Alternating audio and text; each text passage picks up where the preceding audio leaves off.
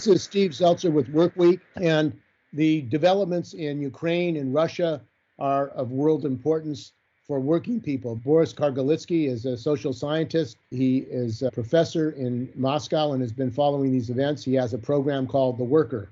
Hi, Steve. The channel is called Rapkor, which literally is translated as Workers' Correspondent. It's a traditional Soviet term from the 1920s. But anyhow, yes, I'm very happy to see you and to talk to you. So, Boris, you have been covering the developments in Ukraine, and why don't you talk about what led up to this, the invasion, and why President Putin has decided to take that action? Well, first of all, I already have spoken quite a few times about that. You see, it's very clear that these people in the Kremlin, they kind of lost control over the events and over, in a certain sense, over their own actions, because I think they started with bluffing and they lost control. And at this point, the situation is extremely chaotic because, of course, I think Putin's entourage and he himself, they are kind of panicking, and their behavior is totally hysterical. Why? Because, well, honestly, you should not just blame Russia for what's happening, because part of the blame on the Ukrainian leadership, and part of the blame should be on American leadership and on the West. Anyhow, the situation was created not just by Russia alone. However, at this particular point, it is Russia which is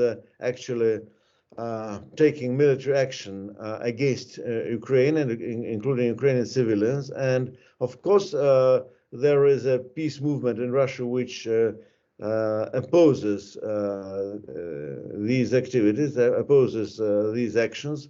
There is a slogan, "No to War," which is very popular. We have anti-war demonstrations daily. Well, so far, Russian internet still enjoys considerable freedom, so people speak out quite vocally and quite actively against the war. We continue receiving information from Ukraine and from the West, so that people are more or less informed about what's really happening on the ground in Ukraine. So I think there is a very strong anti-war sentiment. And of course, as with every war, there are some chauvinism and some so-called patriots who are very happy with the war, but it's the general mood in the society is different. I shouldn't say that everybody, but at least people are worried, scared, confused, and getting more and more scared and confused by the day. And again, the left is kind of split, as it happened like with the First World War, with every big war. It happens time and again, that of course some people are supporting their own government, no matter what it does to other people, to other countries. And of course, there is an internationalist left which is opposing the war, which is actually gaining ground, because there are at least 3 Communist Party deputies who have spoken against the war. Matveyev, Smolin, and Levchenko, 3 CP deputies. And by the way, even though, of course, the Communist Party leadership is behaving quite predictably, well, in a very opportunistic way, so that they basically supported the war action against Ukraine, the CP is the only parliamentary party where there was at least a group of MPs which spoke against the war. And so, in general, there is enough resistance to the war. And given the fact that the war continues for only 3 or 4 days, I mean, it's already that the resistance is strong in Siberia and in eastern parts of the country. Today, we were expecting a few rallies in different Siberian cities and in the Urals. So anti-war movement is real, and it's gaining ground. And President Putin said that the West, NATO, was surrounding and circling Russia, and that he had no choice because the West was planning to attack Russia with NATO and the encirclement of Russia. So he also said that he did not believe that he was against Lenin and the Bolsheviks' position that there should be self-determination for the Ukrainian people. What is that history? Maybe you can talk about it briefly. And is this the first time that President Putin has broken with Lenin and the Bolsheviks on the right of the Ukrainians to have self-determination? Well, of course, yes. It's his permanent position. He expressed that quite a few times, that the idea of self-determination, which was proclaimed by the Bolsheviks, was something very, very destructive, and it led to the destruction of the Russian Empire and so on. So, of course, yes, and of course you must understand he is a very convinced anti-communist, and he, by the way, makes a very strange statement that he wants to denazify and decommunize Ukraine. So that's the way he presents his crusade against Ukrainians. Actually, what was happening is that almost everybody was certain that Ukrainian armed forces would collapse within hours, not even days, but within hours. It didn't happen. More, everybody was expecting that Ukrainian society wouldn't be resisting a Russian invasion because the current government is very unpopular, and it's also true. But the problem is that, yes, Ukrainian current government is unpopular, and people are very frustrated with what happened in Ukraine for the last 30 years. But it doesn't mean that they would be happy about a foreign army invading their country. And this is a minor difference, which they didn't consider. And so that's one thing, that resistance happened to be much stronger than expected. And then Russian military actually were forced, I insist, they were forced by the Kremlin to start attacking cities and bombing them, and now we see a lot of civilian casualties and a lot of destruction, which didn't make Russian troops more popular with the Ukrainians. And this is what many people in the CP said, that the Communist Party, yes, it backed the vote for the recognition of the independence of Lugansk and Donetsk. And then people like Matveyev and Levchenko from the CP are saying, well, look, we voted for the independence of Lugansk, and we didn't vote against the independence of Ukraine. We voted for Lugansk and Donetsk to be not to be bombed, that it wouldn't, the bombing of Lugansk and Donetsk would stop. We didn't vote for Kiev being bombed. We didn't vote for Kharkiv being bombed. So our vote didn't mean that we were calling for the war. And this is a very general mood, especially in the east of the country, which is traditionally much more oppositional and much more radical. And so we'll see what's going to happen next. But anyhow, first of all, the blitzkrieg strategy failed completely. The blitzkrieg, as they expected, a very short and victorious war, didn't happen. So far, military news is not very encouraging for our troops, and the anti-war mood and the anti-war movement are stronger than expected, including by most people, including myself. I expected the anti-war sentiments to increase throughout the process, but I didn't expect them to be so strong from the very beginning, which is really encouraging and impressive. And I think that Putin and his people are actually behaving in a totally hysterical way. They are insisting on the military on storming, on really taking control over Kharkiv and probably Kiev within days, which is technically not possible given the level of resistance. And that means that we're going to expect a lot of casualties on both sides, including civilian casualties, and we are expecting enormous casualties for the Russian troops, probably without much of an effect. much of a result. I think that would increase anti-war sentiment, and actually, this country is in turmoil. Actually, you see. So one reason why they started the war is that they know that the society, the government knows, the oligarchs know that the society is deeply frustrated, and the society is against them. They have no legitimacy whatsoever. They are using more and more repression, more and more repression, more and more police force. There are people, lots of people arrested. As you probably know, I was arrested for 10 days recently this autumn for writing, actually not for writing, actually for quoting a message from Sergei Levchenko, who was an elected MP of the Communist Party. For quoting an MP, an elected MP, I was imprisoned for 10 days. Imagine that. So now, for example, I cannot go to a rally, to a street rally, to a street action, because if I go, if they take me there, I will go to jail for maybe like 3 years. So that's how the situation is. So I can only respond online, and I cannot physically participate in the actions because, well, I've been to jail, as you know, a few times, but I don't want to spend too much time in jail because there is much to do, many things to do here. Anyhow, but one point which is very important, that this happens because of the enormous internal crisis within this country. You see, the situation is very tense, and the level of anger is very high.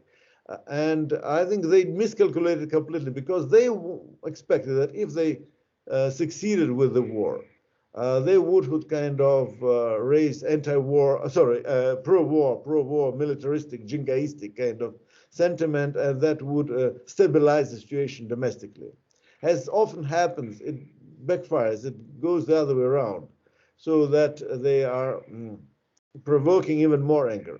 I'm not saying that tomorrow everything will collapse. I'm not saying that, but I'm saying that the level of anger is very, very high, and frustration. Because it doesn't mean that everybody is frustrated and angry. Quite a lot of people are supporting the war, but the number of people who are angry and are resisting is surprisingly high.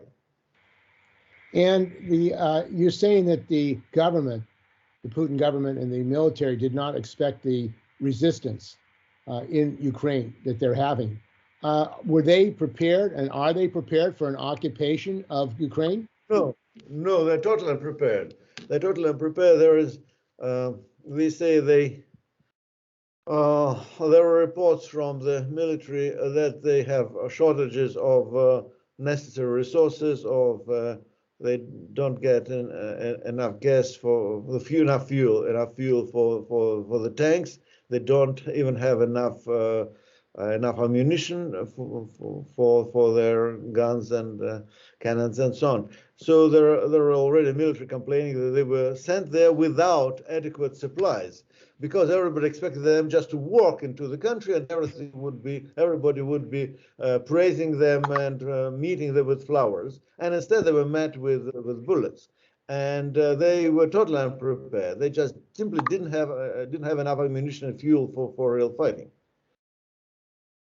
And the economic situation in Russia, there's a world economic crisis. American capitalism is in crisis. It's facing a decline. It had to leave Afghanistan. It's facing competition with China. They've been demanding for many months that Germany not buy gas and oil from Russia. This internecine warfare between the regimes. What do you think and from your point of view, what is the goal of the United States in encircling Russia? Well, let me be clear. Even though at this particular moment, it was the Russian regime which launched the war, which is to be blamed for the war, we should not blame the war on Russia only. It is also United States, one after another, which were actually really carrying out a very aggressive policy in East Central Europe. They were actually, yes, They were actually encouraging Ukrainian politicians to take more aggressive position against Russia and so on. So, well, it's like World War I, or it's like many other imperialist wars when both sides are to be blamed, both sides are guilty and responsible for what actually happened. Which doesn't mean that we have to accept the demagogy of Putin, who is putting all the blame on the other side, because the final decision to start the war was taken by him, not by anybody else. But all the sides, American leadership, American capital, together with Ukrainian oligarchs and Ukrainian political elites, and Russian political elites and Russian oligarchs, they're all to be blamed for what is happening. Though at this particular moment, kind of, well, the main responsibility in this particular moment, the main responsibility is with Putin and his entourage. But don't forget that for 8 years, Donetsk and Lugansk were under systematic attacks and blockade from the Ukrainian side.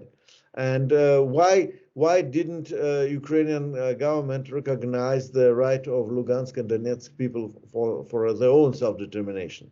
In that sense, our position is very clear. We support self-determination of Ukrainian people, and we support self-determination of Lugansk. You see, both sides have the right to decide. Both sides have the right to decide. But we oppose the war. We oppose the war because the war is not to protect Lugansk and Donetsk. The war is not even about Ukraine. The war is about trying to consolidate Putin's regime when it is losing credibility, losing legitimacy within Russia, losing support and legitimacy with the Russian people. And what will happen if the war is extended and you have a lot of casualties, both Ukrainian and Russian military people? What will be the effect in Russia? Will Putin be able to maintain power? Well, this is exactly the main problem. I can't predict.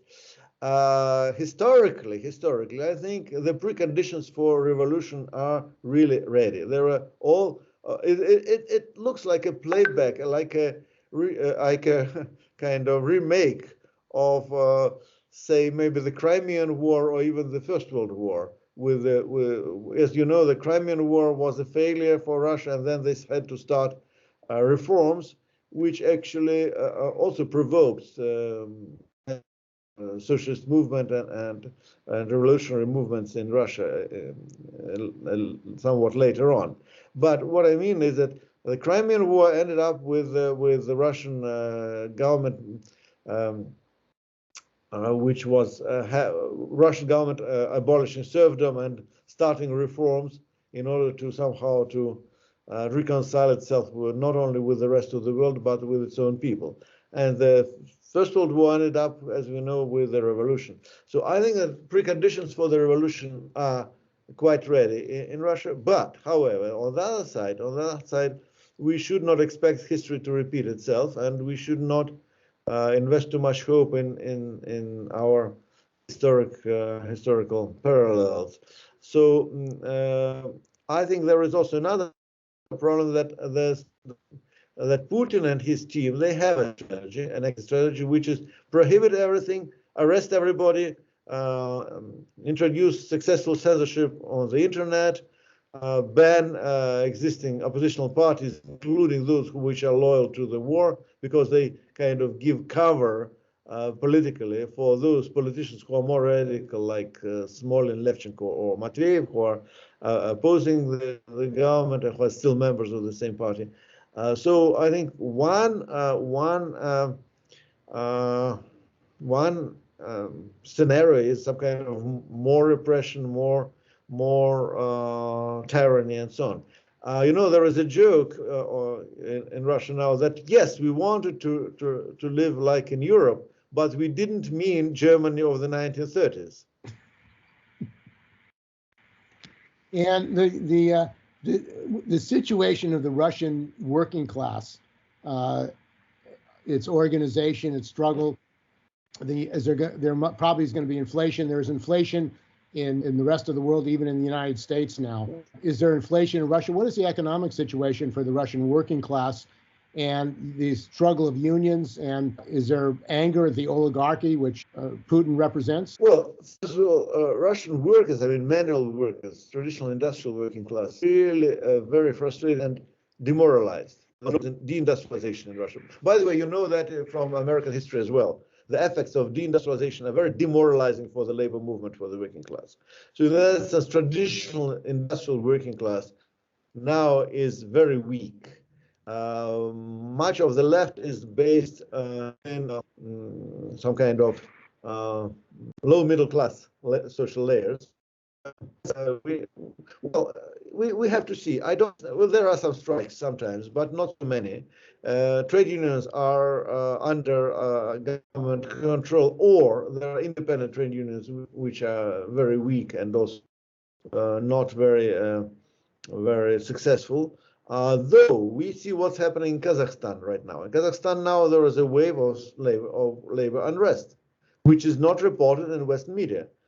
There are strikes, there are rallies, there are demands all around Kazakhstan. Labor movement in Kazakhstan is growing and it's gaining ground. And it's winning. Actually, it's winning because they're getting their demands met. They're succeeding in achieving at least the local strikes. The strikes and rallies are successful.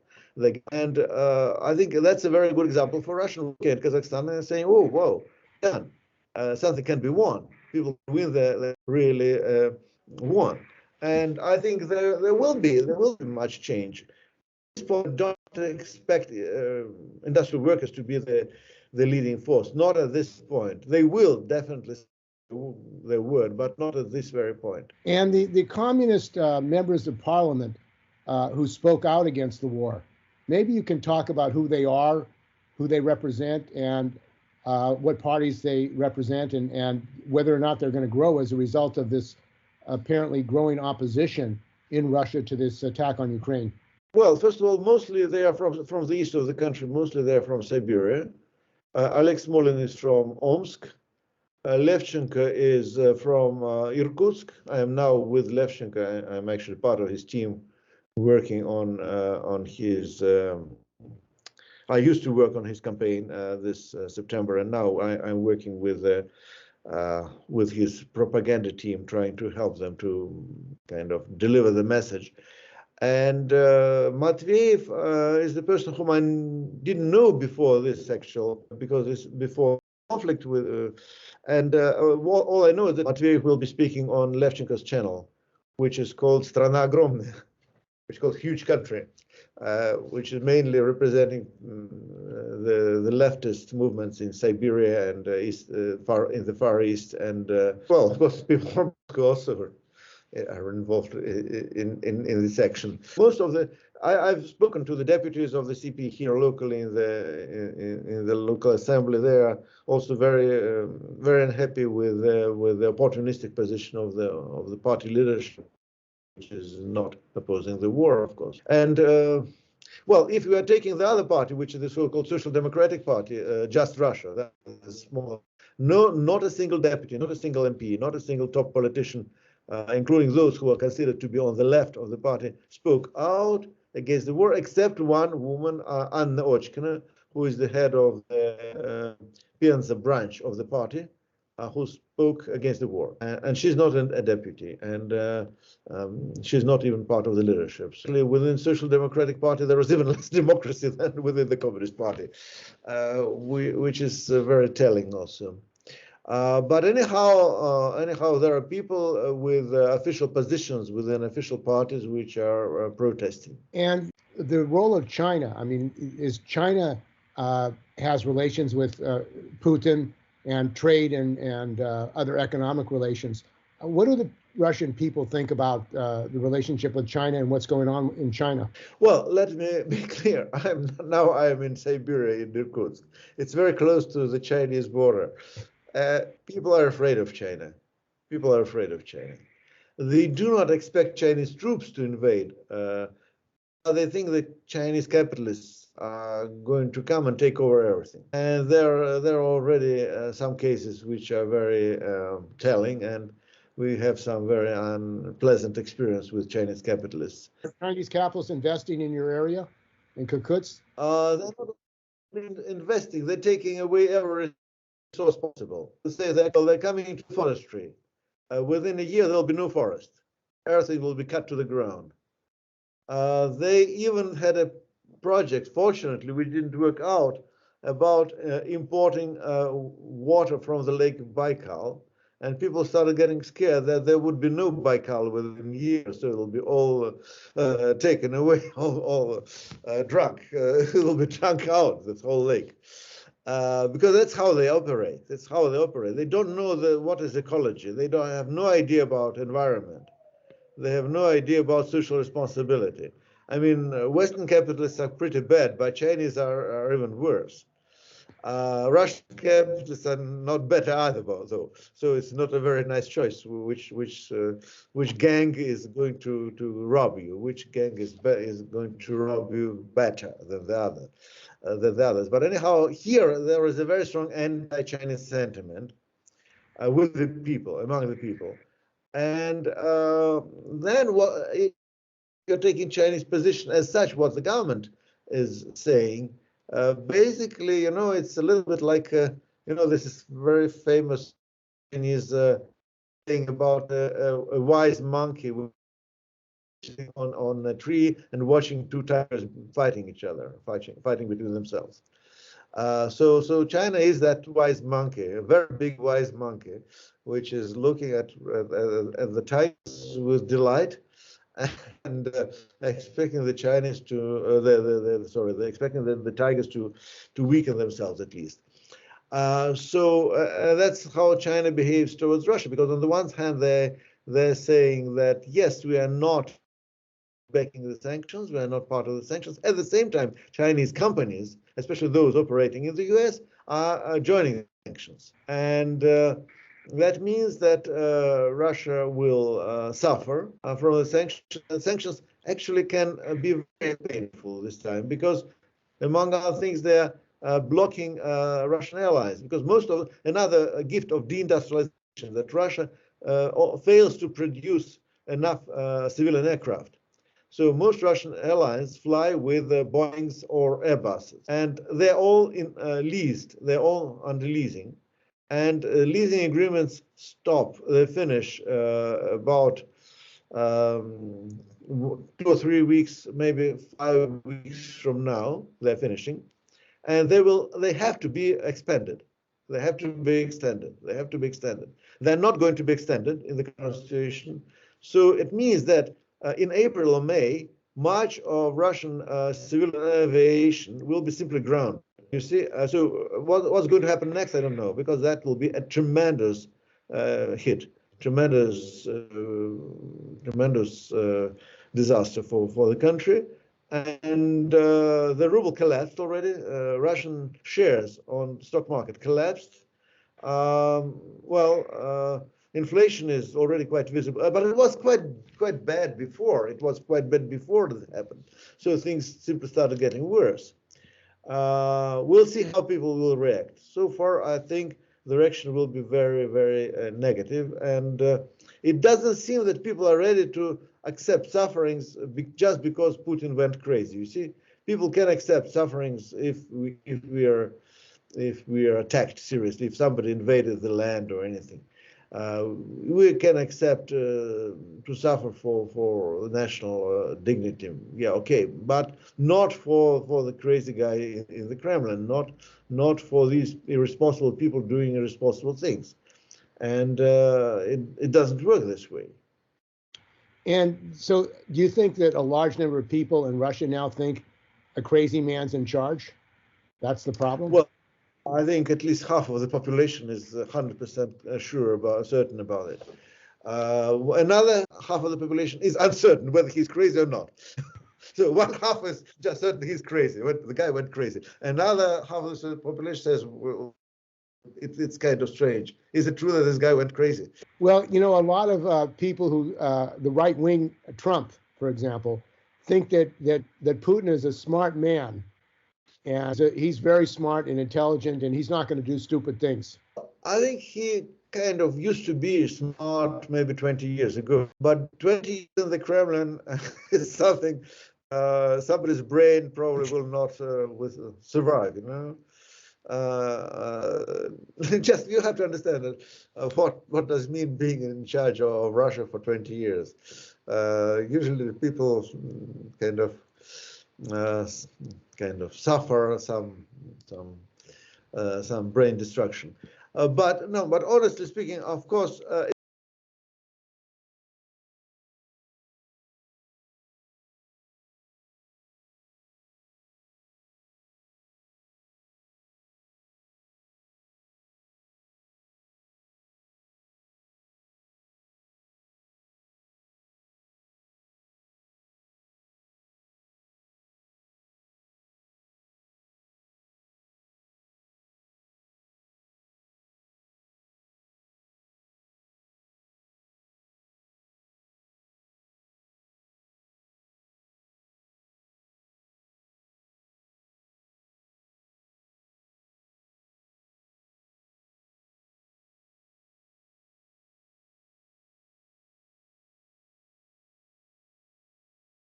year after year, living standards are declining. Investment is not capable of producing economic growth. Production is it's not collapsing, but it's stagnating. COVID measures were totally ineffective. Measures against COVID, the measures against the pandemic were totally ineffective. Only produced a lot of anger because they only made life harder for ordinary people, but didn't lead to the success against the disease. So we didn't win against the disease, but the life of people became much worse, harder and uncomfortable. Well, people do not believe in the vaccine, and it's not because they are stupid and so on. It's because the whole campaign of vaccination was counterproductive the way it was actually conducted. And you see that by the way, it's the same problem with Canadians with this Freedom Convoy, because you see that there are people who represented the populist right, who benefited from this anger, from the anger of the truckers and so on and so on. But the anger is totally justified. The anger is totally justified. People are angry. People are fed up with all these restrictions and measures, and they're fed up with the way governments handled all these issues. And the left says, well, we have to kind of abstain from this issue, and then some populist right-wing politicians come in, and they say exactly the things people want to hear. That's the problem. In this sense, there are at least good guys from the CP here in Russia who had understanding that you have to say certain things people want to hear, and you have to respond to these anxieties of the people. And well, again, by the way, Rashkin was one of the most vocal voices of this protest. He is still a deputy or an MP at the State Duma, but he is now under investigation, accused of poaching, that he shot a deer, allegedly illegally. And now they're going to kick him out of the Duma and put him in jail for that. At the same time, we know that the government party, all these people are hunters. They are poachers and hunters. They shoot hundreds of animals. You see, but nobody has had ever been punished for that. But